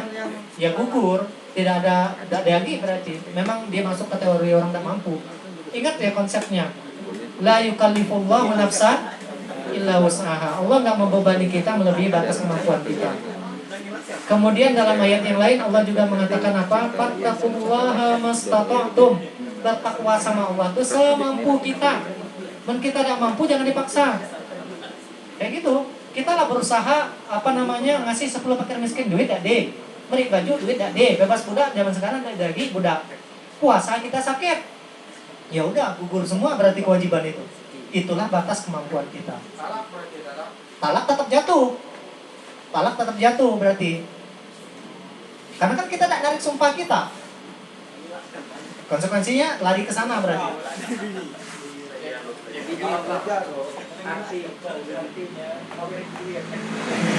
Ya, kita lanjut ya. Jadi saya ulangin, jika kita mengilah istri kita, kalau kita batalkan sumpah kita, ini konsekuensinya wajib bayar kafarah. Tapi kalau setelah 4 bulan enggak juga kita batalkan sumpah kita, konsekuensi kedua berlaku berat, jatuh talak otomatis. Walaupun kita tidak ada ngucapin lagi kalimat kamu saya talak, tetap otomatis. Kalau talaknya talak 1, kalau talak kedua berarti sebelumnya lah 1 berarti jadi 2. Ya. Okay. Yang terakhir kawan-kawan, iddah karena tertalak ilah. Kalau wanita sudah tertalak ilah, tadi suami tidak mencabut sumpahnya setelah 4 bulan, maka wanita yang tertalak karena ilah setelah 4 bulan, suami tidak menebus, tetap wajib, ini menurut jumhur ya, tetap wajib menjalani masa iddah. Jadi setelah suami tidak mencabut sumpahnya, ingat tujuan iddah apa? Masa iddah kemarin. Tujuan masa iddah itu apa? Allah syariatkan iddah. Memastikan tidak adanya janin di rahim istri kita. Kalau selama 4 bulan kita tidak menyetubuhinya, mungkin tak dia hamil? Kayak ada mungkin. Makanya menurut jumhur, ketika istri misalkan sebelum suami tidak mencabut sumpahnya, maka tetap wajib menjalani masa iddah. Ya, walaupun istri tidak hamil, tetap wajib menurut jumhur. Karena baru jatuh talak. Iddah itu kan biasanya setelah talak masalahnya. Di situ. Iddah itu selalu setelah talak. Setelah kita cerai dengan istri kita, tetap wajib mereka menjalani masa iddah. Gak ada iddah sebelum talak. Tapi kata Abdullah bin Abbas, jika selama ilah tadi 4 bulan tadi istri mengalami 3 kali haid, maka setelah talaknya jatuh talaknya otomatis, habis itu istri tidak wajib lagi menjalani masa iddah. Tergantung dia 3 kali atau tidak. Ya kalau dia haidnya normal, siklusnya per bulan 1 kali haid 1 kali bersih, berarti kalau 4 bulan otomatis 4 kali haid. Maka kalau kondisinya macam itu, kata Abdullah bin Abbas, itu tidak wajib lagi dia menjalani masa iddah. Walaupun talaknya baru berlaku setelah suami tidak mencabut sumpahnya. Wallahu a'lam. Saya lebih sepakat dengan yang pertama. Karena iddah itu selalu setelah talak jatuh. Tidak di iddah sebelum talak. Ya, kalau iddah sebelum talak ngapain gitu. Wallahu a'lam bishawab. Teman-teman, malam ini tidak banyak yang bisa saya sampaikan. Mudah-mudahan apa yang saya sampaikan ini bisa menjadi tambahan ilmu buat kita. Ya. Yang jelas kesimpulan dari apa yang saya sampaikan ini, pertama, kalau kita udah nggak suka sama istri kita, ya udah gentleman, ceraikan aja istri kita. Jangan digantung nasibnya. Kalau kita menggantung nasib istri kita, orang tua dia akan sakit, dianya pun akan merasa terzolimi. Jangan digantung, baik dengan cara ilah maupun dengan cara zihar. Tidak boleh. Cukup ceraikan dia, biar dia lepas dari kita. Kalau kita memang tidak suka ke dia, lepaskan aja. Man kita lagi sayang, perbaiki semuanya dari awal. Ya. Jangan digantung status pernikahannya.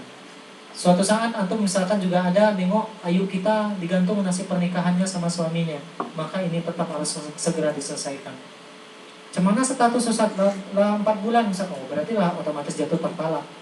Si istri menjalani masa iddah, ya tinggal dia nikah dengan orang lain setelah habis masa iddahnya. Tidak boleh dia nikah dalam masa iddahnya. Kayak gitu. Itu yang pertama. Jadi yang pertama, kesimpulan dari apa yang saya sampaikan ini, saya mengajak kita semua gentle jadi seorang laki-laki. Kalau kita tidak suka sama istri kita, ya tinggal kita ceraikan, jangan digantung. Ya, biar dia memutuskan nasib hidupnya setelah ini. Ya. Yang kedua, lagi-lagi betapa pentingnya kita menjaga lisan kita dalam sebuah pernikahan. Jangan terlalu ringan kita bersumpah. Jangan terlalu ringan kita ngucapin kalimat talak. Ya. Yang ketiga, di awal tadi saya sempat nyinggung masalah manajemen konflik rumah tangga. Jangan pernah libatkan orang tua sebagai penengah dalam masalah rumah tangga kita. Tidak akan netral yang namanya orang tua. Kalau orang tua lah terlibat, masalah kecil pecah jadi besar. Masalah besar tambah besar. Ya, selesaikan berdua. Percayalah, sebesar apapun masalah rumah tangga, kalau belum keluar dari pintu rumah tangga kita, arti belum dikisah kayak siapapun termasuk sama orang tua, besar kemungkinan masalah itu bisa diselesaikan. Tapi sekecil apapun masalah rumah tangga, kalau udah dikisah ke orang, pacak besar. Menorang pacak nambah bumbu-bumbu yang membuat istri kita tambah panas, yang akhirnya dia tambah benci kayak kita, dan begitulah seterusnya, tidak selesai. Terjadilah apa yang tidak seharusnya terjadi. Wallahu a'lam bishawab. Demikian kawan-kawan, silakan kalau ada mau bertanya. Ayo, mic-nya ada tadi sama Dika, ya. Ya, silakan. Yes, bismillahirrahmanirrahim. Assalamualaikum warahmatullahi wabarakatuh. Jadi pertanyaannya mungkin ada 2, simpel saja. Kalau misalnya kita mengilah kondisi dalam kondisi marah atau emosi, itu sah berlaku tidak ilahnya. Kemudian kenapa bisa sampai ada istilah ilah gitu, Ustaz? Kan kalau kita bersumpah yang lain, kok kalau orang laki nih kan mengilah, kan yang orang laki banyak tidak tahan, tapi istilahnya mengilah, tidak mau menyetujui istri sama 4 bulan. Kenapa bisa sampai terjadi ilah? Sumpah ilah. Makasih. Oke, yang pertama tadi apa Bang? Oh iya, ilah dalam kondisi marah persis seperti talak dalam kondisi marah. Kita harus membedakan marah itu kepada 3 level. Ini Imam Ibnu Taimiyah juga membagi ini. Level marah yang pertama marah sedang. Marah sedang ini cuma kesel baik. Ada laki yang tipe marah sedang ini, kesel dikit pokoknya talak keluar. Dikit-dikit tidak di WA cerai kita. dari bawah bakso cerai. Ade macam ya. Ya, marah bukan sedang, marah level rendah. Yang kedua marah level sedang. Marah level sedang ini lebih tinggi daripada hanya sekedar kesal. Gak mungkin dia sampai menunjukkan amarahnya. Ya, namun dia masih bisa membedakan mana hitam mana putih. Dia masih membedakan ini istri orang apa istri dia saat dia marah. Marah level sedang. Marah level ketiga itu marah level berat. Yang kalau dia marah, dia lah kayak orang gile. Pas ditanya, abang ini siapa namanya? Dia tahu kata dia. Konejin misalnya kata dia. Dia udah nggak tahu siapa dirinya. Nah antum marahnya level mana? Sama kayak talak masalahnya bang. Iya. Talak saat marah kita harus membagi ketiga level ini. Level rendah sama level sedang, marah dan talak, ilah dan talak termasuk zihar pada level rendah dan sedang jatuh. Saat suami marah sama istrinya, maaf kok tadi emosi, nyesel kok. Dah, abang tadi lagi pacak tak membedakan warna hitam sama warna putih saat abang marah. Pacak, abang lagi kenal tak kayak kok? Kenal kata dia, berarti marah, talak abang jatuh. Paling kerasuk tadi. Nah yang kerasok tadi kayak Wari itu mungkin. Maksudnya kayak yang disebutkan sama Wari maksudnya. Yang dialah kayak orang kerasuk itu. Yang tidak tahu lagi, nah itu tidak jatuh bang. Karena ingat tadi syarat al-halibnya apa?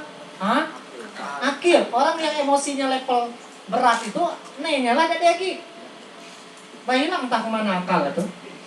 Ilaknya juga sama. Satu. Yang kedua, kok bisa ada ilah orang yang bersumpah tidak menyetubuhi istrinya? Adi, orang yang kejam ada. Orang normal kayak kita tidak mungkin nak. Orang tidak normal, saking keselnya kayak bininya, tahan nahan nafsu. Ada bang. Dan itu yang dilakukan oleh orang Arab jahiliyah. Betul. Jarang, tapi ada. Nah, Allah syariatkan ilah ini juga karena ada orang menggantung status pernikahan istrinya. Dicerai dah, diperbaiki pernikahannya juga kagak. Entah karena istrinya keluar dari rumah atau karena dia yang ngusir istri ya. Ketika terjadi konflik misalnya, dipulangnya bini kumaha, tapi tidak ngomong apa lah. Dicerai dah apa dah, ngomong juga sepatah dua patah juga dah orang tua si istri. Digantung, maka pada posisi itu orang tua wajib menasehati mereka berdua. Ini terjadi ilah atau tidak Ika nih? Ditanya dulu. Kayak gitu kan. Karena memang ada masalahnya. Yang kedua supaya tidak ada kezoliman kepada kaum wanita. Makanya tadi saya sampaikan, jadi suami gentle kita, tidak suka kayak gini kita, mendak baca lagi diperbaiki, cerai kebaik. Ya, kalau merasa masih sayang sama dia, perbaiki atau pertahankan pernikahannya, biar dia yang menggugat cerai. Kayak gitu aja. Jadi jangan digantung, tidak boleh. Oh malah. Itu. Ada lagi Bang Fajri? Bismillahirrahmanirrahim. Assalamualaikum warahmatullahi wabarakatuh. Waalaikumsalam. Tadi disebutkan di situ ada syarat apa? Ya. 4 bulan. Kalau tidak disebutkan itu tadi tidak sah. Ya. Kalau tidak sah ilahnya, apakah sumpahnya itu sah? Ya. Oke. Ini ikhtilafnya di sini Bang masalahnya Bang. Kalau kita ini pendapat jumhur nih masalahnya yang 4 rukun ini. Ya termasuk yang syarat tadi kan. Nih, yang disampaikan oleh jumhur ini menurut jumhur ulama. Sumpahnya harus lebih dari 4 bulan. Berarti kalau kita tidak berpegang kepada pendapat jumhur, kurang dari 4 bulan pun masuk ilah. Makanya tadi Abdullah bin Abbas bilang apa? Setiap sumpah yang menghalangi terjadinya jima itu ilah. Walaupun waktu kurang dari ya. Menurut Abdullah bin Abbas. Tapi menurut jumhur tak baca. Ya silakan antum misalkan kita milih yang mana nyaman dengan dua ikhtilaf ini. Kayak gitu aja. Ya, maksudnya kan misalnya kita ambil kumpul. Nah, Itu tidak sebutkan waktu gua sah apa dak maksudnya? Tapi tidak apakah walaupun tidak sampai ke ilah, apakah dengan kita sumpah tadi, apakah itu harus dilaksanakan juga? Tetap Bang. Tetap dilaksanakan. Ya kan tidak terikat cuma Iya, tetap dilaksanakan. karena itu kan sumpah. Sumpah. Jadi bukan ilah namanya. Ilah juga. Ilah. Abang sumpahnya apa dulu kandungannya? Kan kita tadi Menghalangi jima bukan? Ya, Nah, tetapi tidak kita sebutkan tadi kan syaratnya tadi 114. ini yang tadi disebutkan sama Abdullah bin Abbas tadi, Pak. Iya. Kalau abang misalkan bersumpah tidak menyetubuhi istri, sebut dan disebut waktu, hilang. Kena. Nah, hilang masalah. Tinggal nanti abang kapan nebusnya, 4 bulan apa berapa? Masalahnya di situ. Iya. Sehingga memang perlu kita minimalisir. Ya, berpacak jangan bahkan dihindari. Ada lagi? Ya, Wari. Ya, ini Kurang paham ya, Bu. Baik, Assalamualaikum warahmatullahi wabarakatuh. Izin bertanya Ustadz. Menilai orang lem gawe enggak salah. Iya, siapa yang hilang? Nilai bini orang lah. Ini pertanyaannya Ustadz, mungkin tidak berhubungan, hampir tidak berhubungan dengan gila sebetulnya. Tapi misalkan di sini ada seorang suami yang bekerja jauh dari istrinya dan dia tidak pulang menemui istrinya lebih dari 4 bulan dan istrinya dalam kondisi kayak marah-marah dan artian mungkin butuh kebutuhan biologis juga seperti itu Ustaz.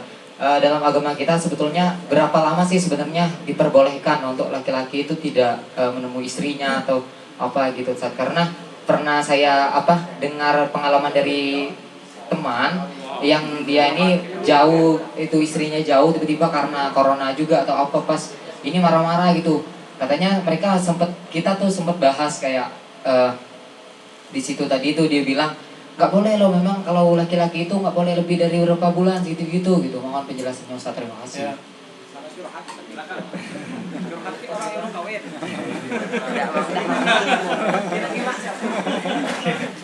Yang pertama, ketika suami meninggalkan istri lebih dari 4 bulan tadi, istrinya udah sepakat belum?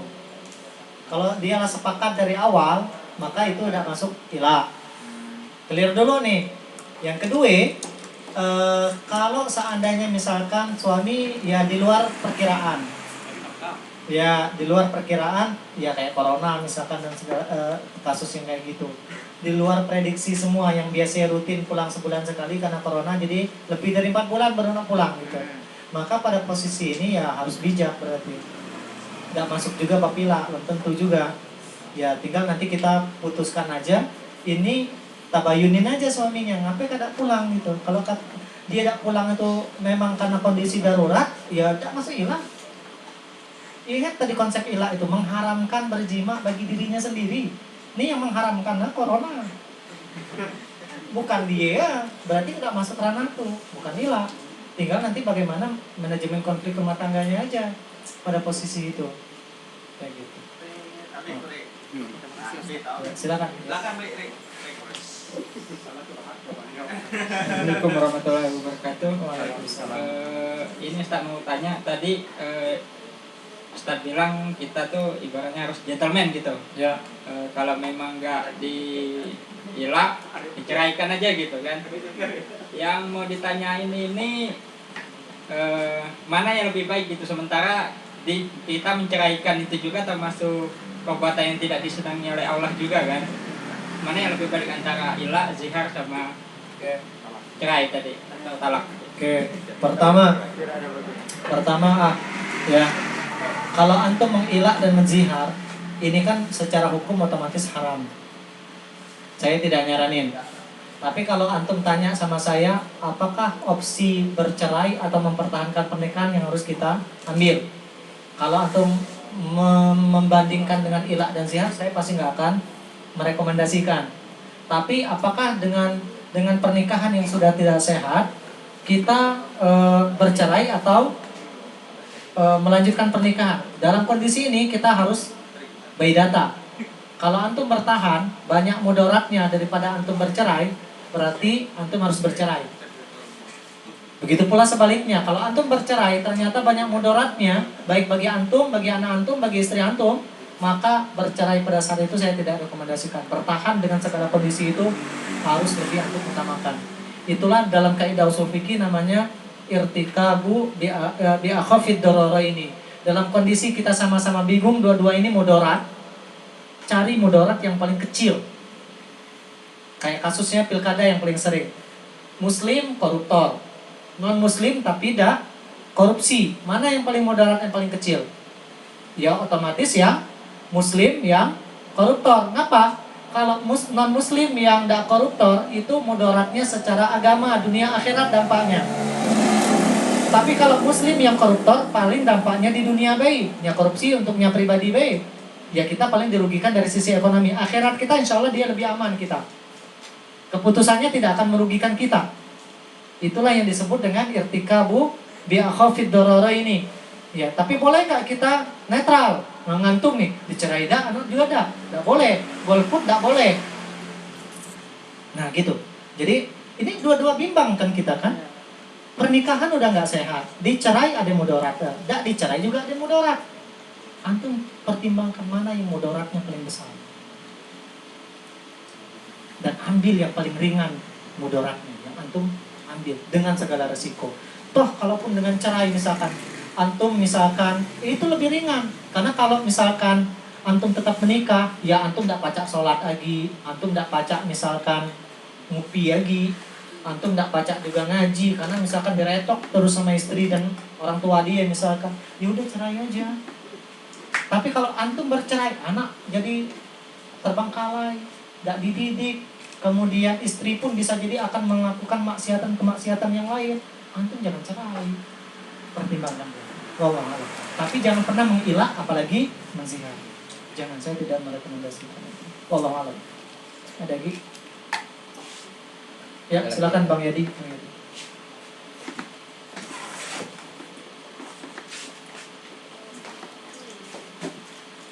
Bismillahirrahmanirrahim. Terima kasih Guru. Izin bertanya. Agak sedikit melebar sedikit Guru. Cuma kasus ini terjadi sama sahabat kami. Istrinya TKW di luar negeri. Kontraknya 2 tahun. Ternyata istrinya nikah tapi si kontrak. Suaminya, Istrinya nikah lagi? iya. Oke. Suaminya tidak dapat kabar, nggak jelas. Tapi dia tahu, bayang-bayang bahwa suami istrinya nikah lagi. Tapi setelah habis kontrak, misalnya kontrak dia untuk 6 bulan. Aku bilang alasannya apa dia nikah? Alasannya daripada kami berzina bang, tapi kami nikah. Kan dia pasti punya suami, iya.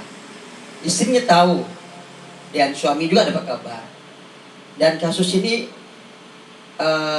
bingung untuk menjelasinnya karena aku belum punya ilmu tentang itu. Menurut pendapat Guru, cemana itu Guru? Pertama, poliandri hukumnya haram. Poligami hukumnya Halal.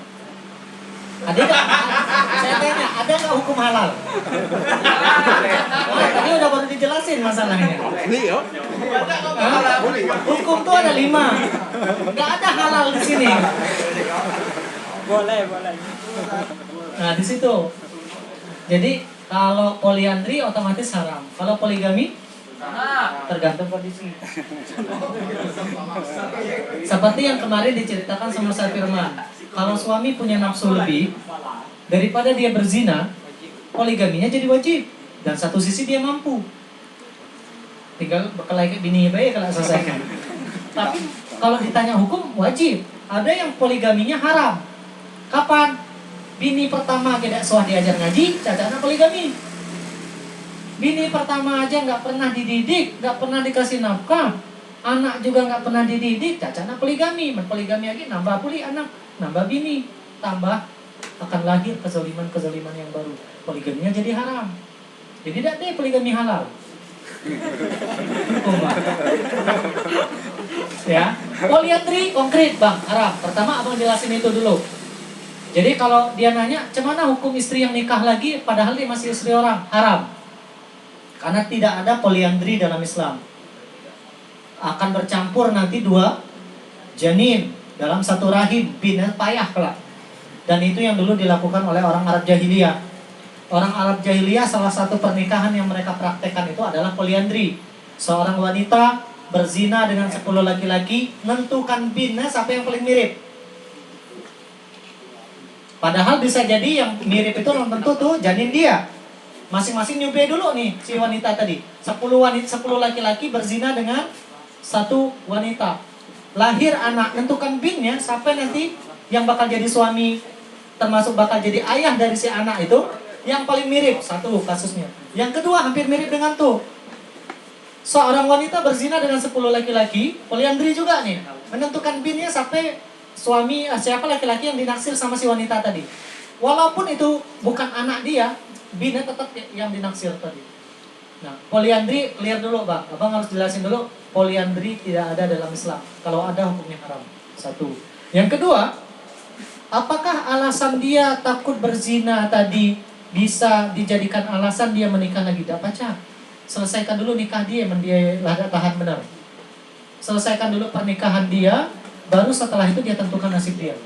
Habis itu mereka lah nikah, nah, pagi siang malam dah. Tapi mendek jangan. Kayak gitu Bang. Ini guru, ketika dia pulang ke Indonesia, Si wanitanya. ya wanita tadi kembali seperti keluarga biasa. Artinya di satu rumah lagi dengan suaminya yang di Indonesia. Di sana dia udah nikah. Gimana? Di sananya dia udah nikah. Udah. Pernikahan di sananya gimana statusnya? Sistem kontrak. Oh, sistem kontrak, Masya Allah. Jadi kontrak dia tuh cuma atas nama kontrak antar mereka. Ya. Jadi kata dia tuh 6 bulan. Ya, Itu setelah yang mulai kita bubar. oke. Karena aku pulang ke Indonesia, aku dengan Ya. suamiku, si cowok tadi dengan istri dia. Oke. Kasus ini terjadi dan nyata deh guru. Ya, ini kayak orang Syiah nih, Bang.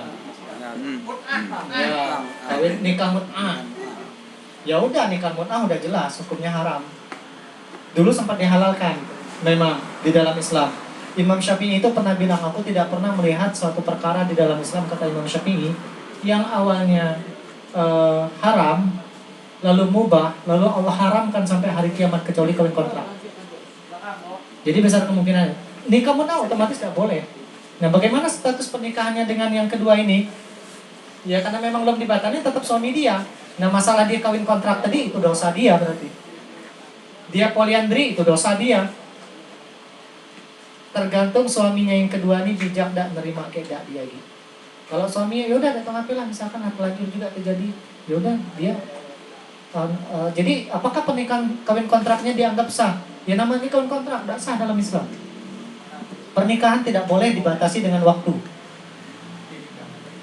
Ya, kalau pernikahan dibatasi dengan waktu, itulah nikahnya orang Syiah. Kawin kontrak. Wallahu a'lam. Oh, jadi macam itu, Bang. Oke. Cukup, Bang? Boleh nambah guru? Boleh. Ini dari kacamata saya, dia termasuk orang yang paham agama. Tapi saya nggak masuk akal dengan tindakannya. Ada seorang teman, anggaplah dia, panggil si Ustadz ya. Seketika dia berkunjung atau punya kegiatan di daerah si A, kurang lebih mungkin 2 minggu. Ternyata dia di situ udah punya istri, dia kemudian nikah dengan cewek yang di kota si A tadi. Alasan dia untuk menemaninya di hotel, karena dia punya kegiatan di hotel. Kemudian selesai kegiatannya, dia bilang, bisa saja saya melepas dia. Itu gimana guru? Tuh Ustaz Syiah tuh, Pak. Sama berarti ya kasus tadi. Sama. Ustaz Syiah tuh. Atau Ustaz nyaman bayi itu. Ya, bang. Dia ngambil aman ya kata dia. Iya, walaupun dia ustadz sekalipun, pertama dia kalau seandainya nikah, pertanyaannya nikah yang kedua dengan di kota yang A tadi itu sah atau tidak dulu? Haji itu kemarin kan sempat dia bilang ada wali nggak? Nah, sah dah tuh. Dia bilang kami pakai batin nikahnya. Pakai batin. Iya, nikah batin gitu dia bilang. Jangan dicerita sini kalau orang nyontoh. Dia bilang nikah batin karena aku pikir dia, tapi aku nggak tetep lah nggak. Nikah batin tuh cuman nih, Bang, dijelasin nggak sama dia? Nikah batin tuh mereka berakad berdua. Berangkat berdua. Itu tapi tidak ada wali. Ustadz terlanjata. Rukun syaratnya itu. Iya, Nggak ada rukun syarat, syarat gitu. tidak, pernikahan yang keduanya otomatis batal. Rentetan hukumnya zina. Berarti jatuh zina dia. Iya. Iya. Clear dulu, walaupun ustadz dari Mesir sekalipun macam ya ada usah didengar. Apalagi ustadz dari Indonesia. Ustaz dari Mesir, kita usah didengar macam ya bang. Oke, makasih guru. Oke, Assalamualaikum warahmatullahi wabarakatuh. Waalaikumsalam. Iya, masuk kategori mempermainkan agama, mempermainkan wanita, mempermainkan orang tua, malah macam ya. Mempermainkan agama karena dia paham agama tapi melakukan praktek macam ya. Ustadz kok nggak tahu rukun nikah piye? Aneh, nikah batin boleh dibilang. Tapi bukan orang Bangka. Bukan, dia kakak bilang kami nikah batin cukup. Secara wali nggak ada guru. Nikah alam gaib. Ngambil nyaman dia. Nah, Ari, makanya jangan di taruh sini Ari. Oh, jangan taruh.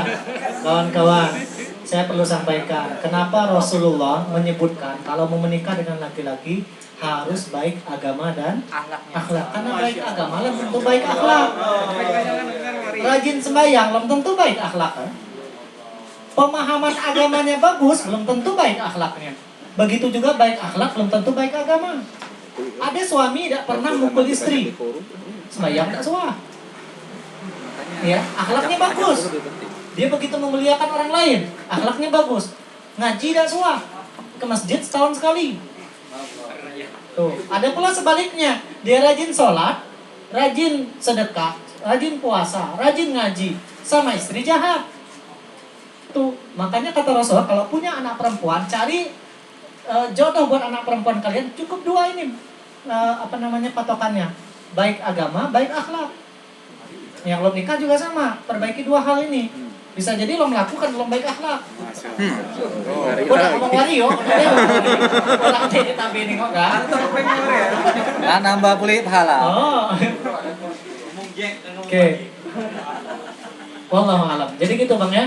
Karena disitulah kawan-kawan, kalau kita pengen jadi suami yang baik, ya kita fokus kedua hal ini sekarang. Masalah wajah Rasulullah tidak nyebutin. Beda kayak orang bini. Kalau orang bini kita pengen menikahi mereka 4 syaratnya. Yang 4 barometernya yang perlu kita pertimbangkan. Li jamaliha, wajahnya. Li maliha, hartanya. Li nasabiha, keturunannya. Walidiniha, wajah masuk ngape? Men kita bini kita jihad, kita ganteng, orang ngira itu pembantu kita. Jangan boleh kita jihad, bini lebih cikar, dikira kita supirnya. Wajah kalau kita punya bini itu minimal seimbang, jihad tidak ada, cikar tidak juga jangan nuai dia. Iya. Mendapat alhamdulillah sih. Masya Allah. Tergantung, bisa jadi innalillah. Bukan alhamdulillah, bisa jadi innalillah kalau dengan kecantikannya dia ternyata bermaksiat. Atau dengan kecantikannya akhirnya dia merendahkan laki dari sisi wajah. Innalillah kawarin. Ustaz, kenapa misal kayak yang tolak ukur tadi tuh laki-laki yang melihat 4 tadi, kenapa ada perempuan ada 4 juga? Zaman Nabi. Oke, pertama, kalau perempuan mencari wajah yang ganteng, wajah menjamin gak bahagianya rumah tangga bagi wanita? Pernah nengok adik wanita cantik laki jihad minta ampun? Baik tapi laki ya. Bagi wanita, kak ganteng wario, ada orang lebih baik dari kak jihad, lebih diterimanya tuh kawan. Maka bagi seorang wanita wajah itu nggak penting bagi mereka, jujur. Portofolio kaki deh Tolong diedit tuh. Serius, makanya Rasulullah tidak nyuruh wanita nyari yang tampan. Yang penting orang tuh baik lah selesai, diterima. Tuh. Kalau harta bisa dicari, tidak juga disebutkan. Wanita tuh yang dibutuhkan agama dan akhlak cuma. Karena dengan agama dia akan dibimbing, dengan akhlak dia akan dimuliakan. Harta itu tidak menjamin kebahagiaan, tapi tidak ada harta, tidak bahagia juga. Ya bisa mempengaruhi faktor kebahagiaan juga. Tuh.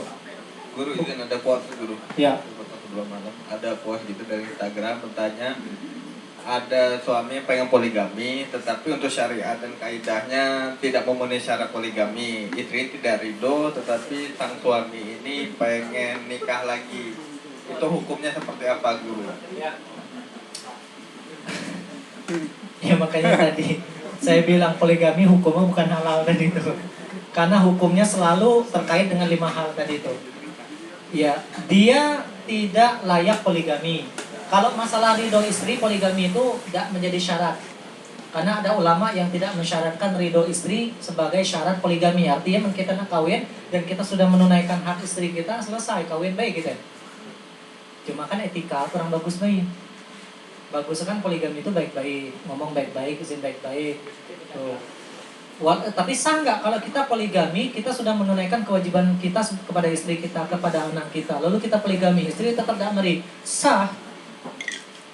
Hanya sebagian aja yang mensyaratkan izin istri untuk menghargai posisi dan perasaan istri. Tapi kalau ditanya sah nggak sah gitu.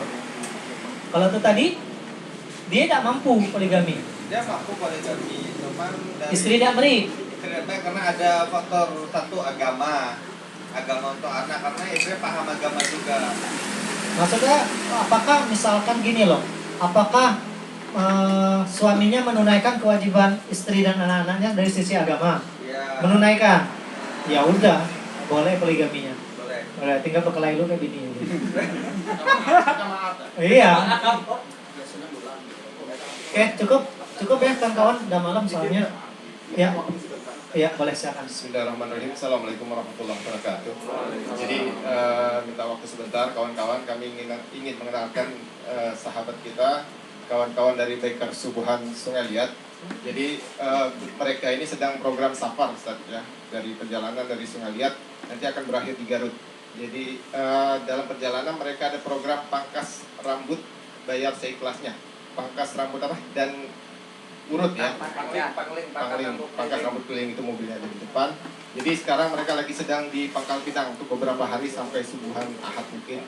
Jadi bagi kawan-kawan yang ingin ingin pangkas yang membantu saudara kita yang sedang dalam program safar ini, boleh nanti mereka besok di Yellow Farm di sore, paginya saya kurang tahu. Mungkin mau disampaikan dari kawan dari Sungai Liat, program-program selama di Pangkal ini mungkin jadi kawan-kawan yang di sini bisa ikut membantu, ya, kawan-kawan sedang dalam program safarnya. Ya, silakan kawan. Ya.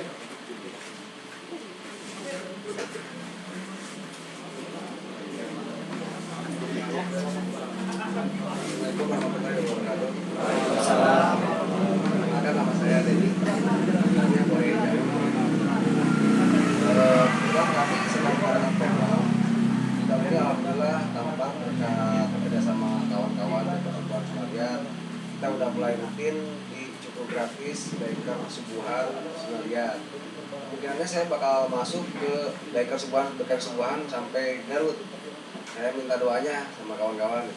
Bagi yang mau cukur nanti hari Minggu, hari Ahad, nanti silahkan datang di masjid apa tuh?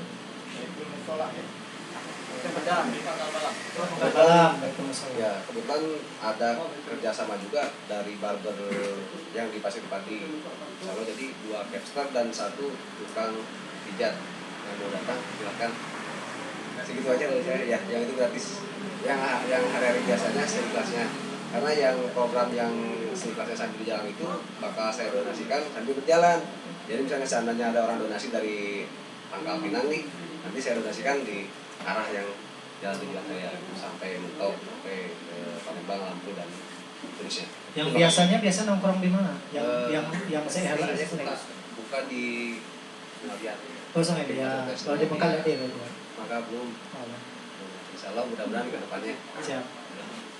Besok Rencananya di pagi saya ada undangan dari Subenko. Kebetulan masih orang kami, jadi jam 10 disuruh hadir di sana. Mudah-mudahan nggak ada halangan. Harusnya hari tadi karena beliau umpam, jadi saya dirubah besok jam 10. Jadi setelah Jumat saya masuk ke Taman Eropa ya Bang ya. Taman Eropa Insya Allah sampai sore. Mudah-mudahan nggak ada halangan. Sekarang Ustaz nanti besok kalau mau misalnya pijat aja boleh. Ya, biasanya misalkan sudah pijat Ustaz ya. Oh boleh. Oke, ya. Boleh. Guru, udah pijat Boleh guru. siap. Saya langsung ya turun nanti. Siap. Bismillah. Oke, ada yang mau ditanya kawan-kawan? Nah, ya. Itu yang kemarin itu ada di statusnya Ustaz Muhammad kerja itu ya? Iya. Yang udah. Ya. Yang lainnya boleh? Ada yang mau ditanya lagi? Apa ada yang mau yang ikut gitu? Tahu sama saya gitu. Pak Wali kita tolong dipijit nanti. Siap. Ambil gini-gini. Ya. yang utamanya sih yang saya kejar itu adalah kajiannya. Jadi mungkin ini sarana istilah saya dan sarana dakwah saya lewat bisnis gitu kan. Padahal nanti kebetulan yang di Smolet itu yang warung ada yang barista itu memang mau ikut katanya kan di Bekar Subuhan. Ya mudah-mudahan istiqomah lah dan kita saya tinggal istiqomah saya tulisnya. Alhamdulillah.